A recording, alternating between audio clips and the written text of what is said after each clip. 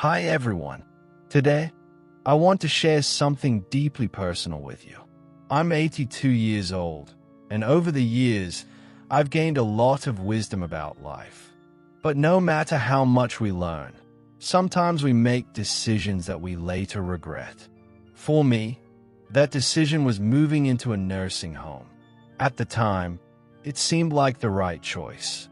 My family encouraged it, reassuring me that I would be well taken care of, that I'd have everything I needed, and that life would be easier. I trusted them. I believed them when they said I would be comfortable, that I would have all the help I required, and that it was the best option for my well-being. But once I arrived, I quickly realized that the reality was far different from what I had imagined. If you or someone you love is considering moving into a nursing home, you might be thinking it's the safest and most convenient option. You might believe that it will make life easier, that it will provide security, medical care, and companionship. And while that may be true in some ways, there are things about nursing home life that no one really talks about. Things I wish I had known before I made my decision. That's why today, I want to share 6 important things I wish someone had told me before I moved in. Because the truth is, living in a nursing home is not just about convenience. It's not just about receiving care. It completely changes your life in ways you may not expect. And the hardest part, once you enter, getting out isn't as easy as you might think. I hope you'll stay with me until the end because some of the things I'm about to share might surprise you. If you have a loved one considering a nursing home, this may be exactly what they need to hear before making a decision that could alter their life forever. Let's get started. One of the biggest shocks I experienced after moving into a nursing home wasn't the small room, the set meal times, or even the unfamiliar faces. It wasn't adjusting to a new bed or getting used to the staff. It was something much bigger, something I never truly thought about before I made the move. I lost control over my own life. Before moving in, I had routines that made my life my own. I decided when to wake up, when to go to sleep, and when to eat. I chose how I spent my time, whether it was reading, watching TV, or going for a walk. I could step outside whenever I wanted. I could cook my own meals, sit in my favorite chair, or simply enjoy the comfort of my own space. I was in charge of my own life. But in the nursing home, I quickly realized that my time was no longer mine. Everything ran on a schedule, but it wasn't my schedule. Breakfast was served at a set time, even if I wasn't hungry. Lights went out at a certain hour, even if I wanted to stay up and read. If I wanted to go outside, I had to ask permission, wait for assistance, and follow the facility's rules. Simple decisions, like what I wanted to eat, when I wanted to shower, or even what clothes I wanted to wear, started feeling like privileges instead of basic choices. I remember my first week there. I woke up in a bed that didn't feel like mine. I reached over to grab my book, the one I had been reading at home. But then I looked around and felt a sharp realization. This wasn't my home. My books weren't here. My favorite chair was gone. The little things I had collected over the years, the ones that made my space feel warm and familiar, were missing. Instead, I was surrounded by plain walls, a bed I didn't choose, and a growing feeling of loss. And the hardest part, once you give up your independence, getting it back is almost impossible. At first, you notice every little rule. You feel the restrictions. You want to push back.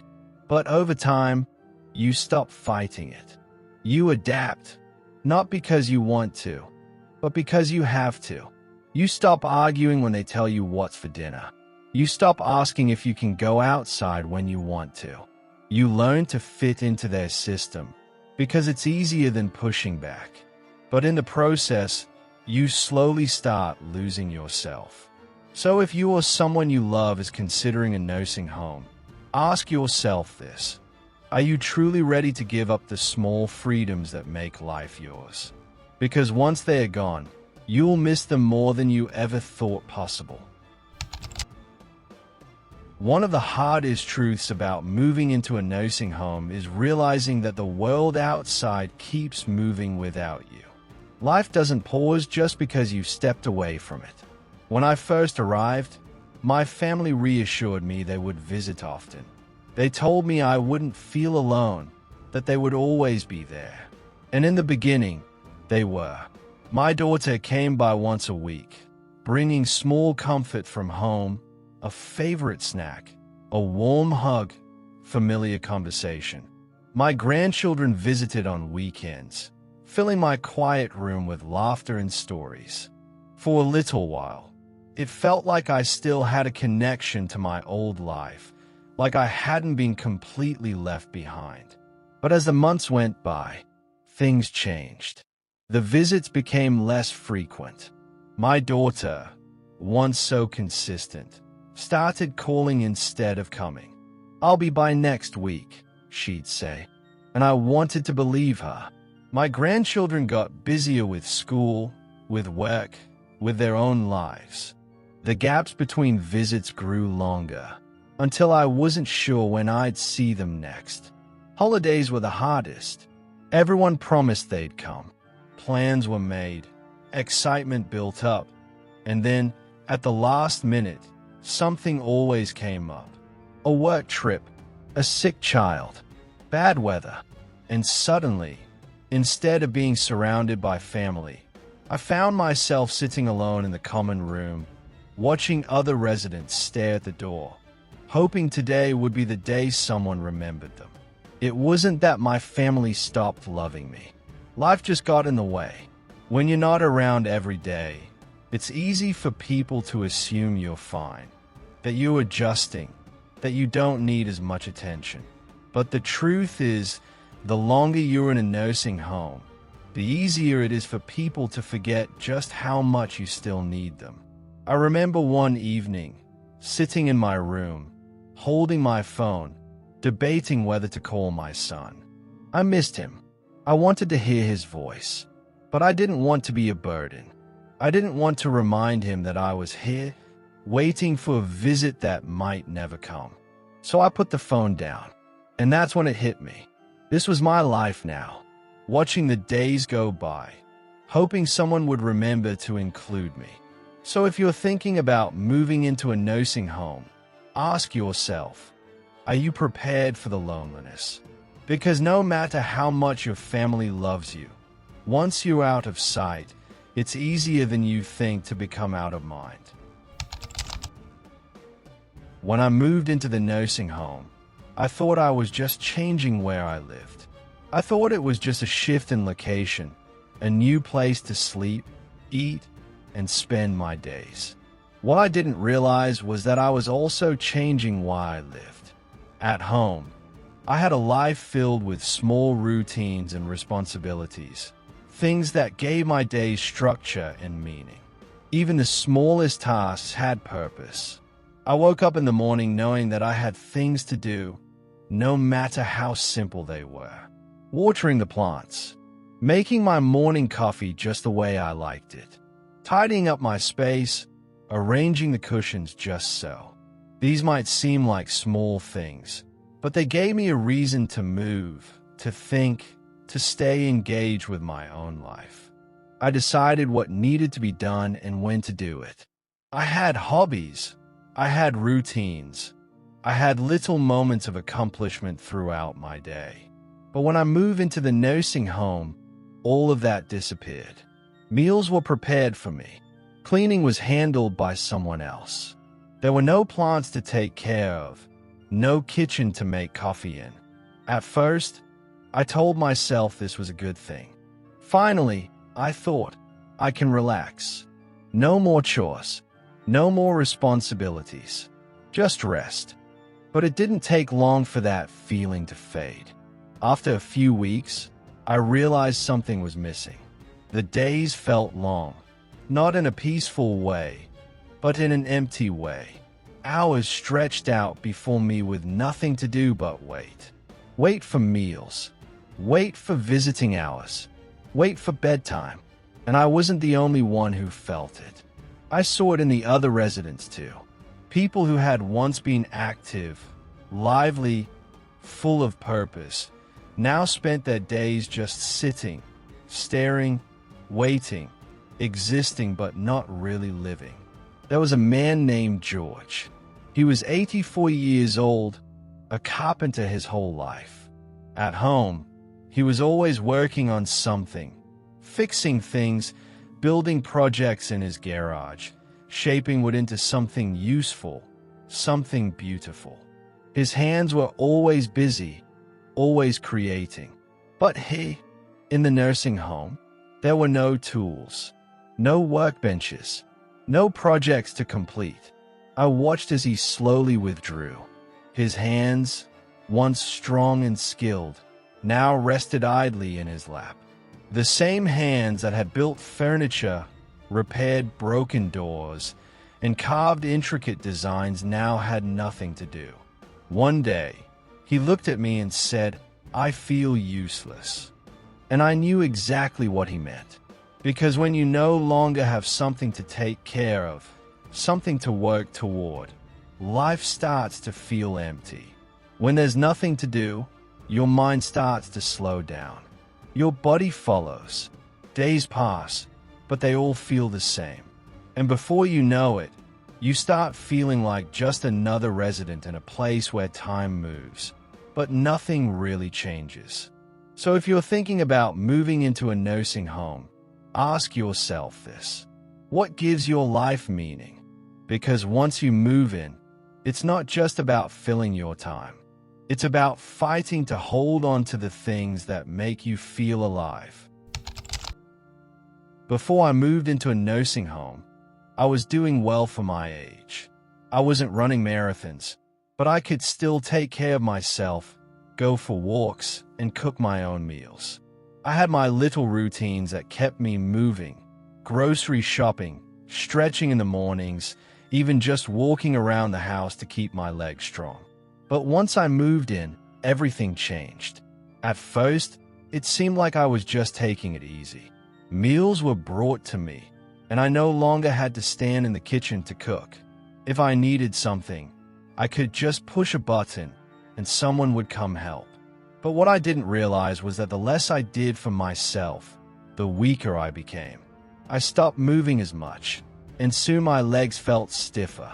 I sat more than I used to, and before I knew it, getting up from a chair started feeling like a chore. The muscles I had spent years maintaining were disappearing faster than I ever expected. And it wasn't just me. I saw it happen to others too. People who walked in on their own 2 feet were suddenly relying on wheelchairs. People who had once been independent now needed help with things they never struggled with before. The more help we were given, the more we seemed to need it. I remember my neighbor Alice, an 81-year-old woman who was lively when she first arrived. She used to take daily walks around the facility, insisting that she wasn't going to slow down just because of a number.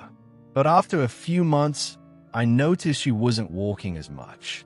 Then she started using a walker, then a wheelchair.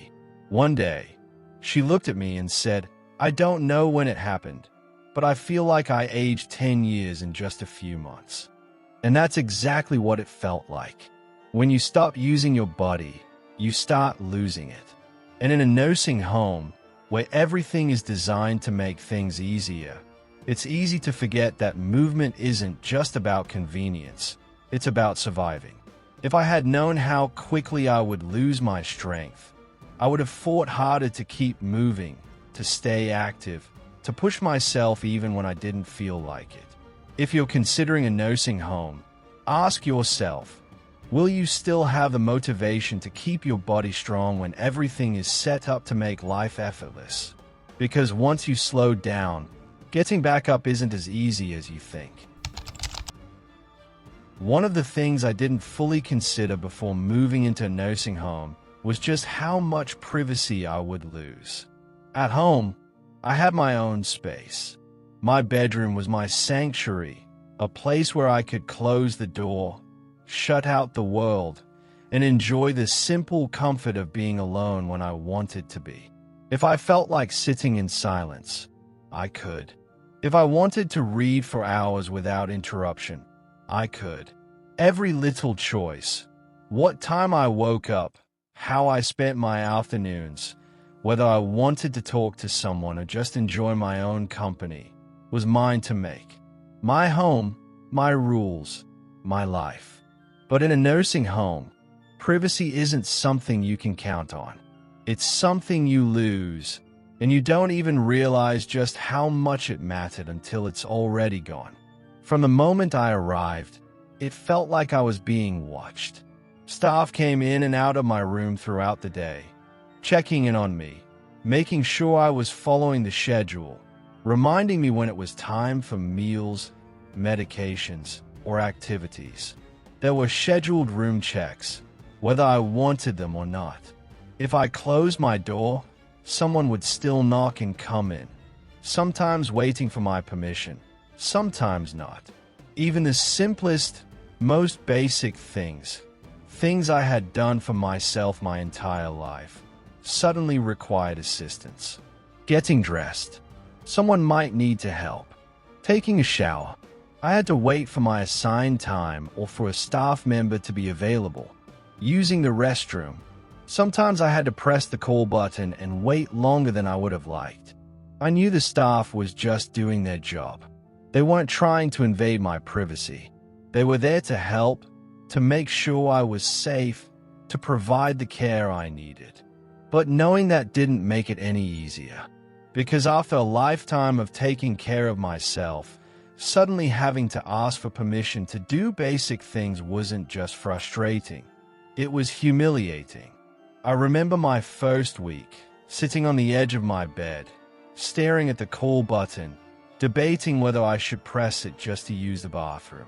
At home, I never had to think about these things.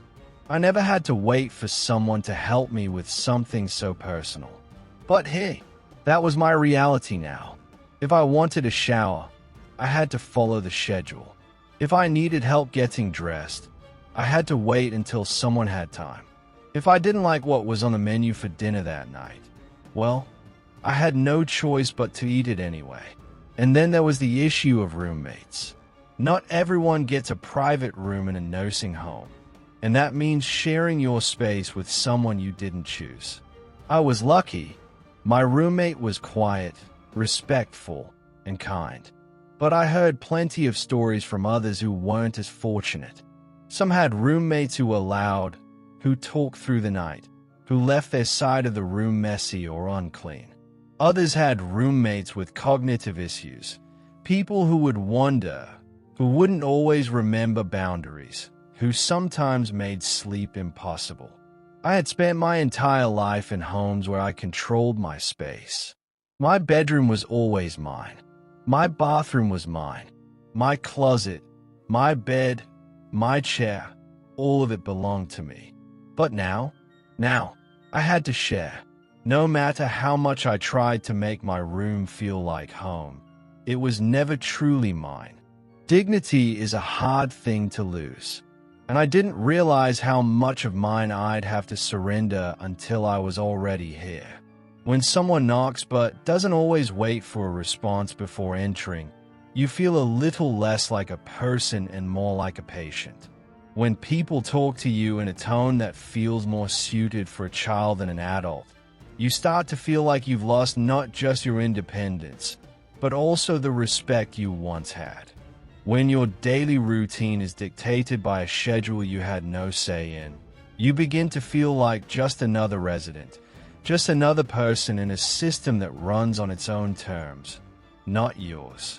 Privacy isn't just about being alone. It's about control. And once you lose that control, once your world is shaped by schedules and routines that aren't your own, you start feeling less like yourself and more like just another name on a list, another body in a bed, another person waiting for the next meal, the next activity, the next day to pass. If you're thinking about moving into a nursing home, whether for yourself or a loved one, take a moment to really consider what that decision means. It's not just a change of address. It's a change in lifestyle, in freedom, in the little things that make life feel like yours. Think about the routines you love, the independence you cherish, and the simple joys that come from making your own choices every day. Because once you move in, getting those things back isn't always easy. I hope sharing my experience has given you something to think about. If this video helped you in any way, please take a moment to share it with others who might be facing the same decision. Thank you for watching. Take care, and remember, your choices matter.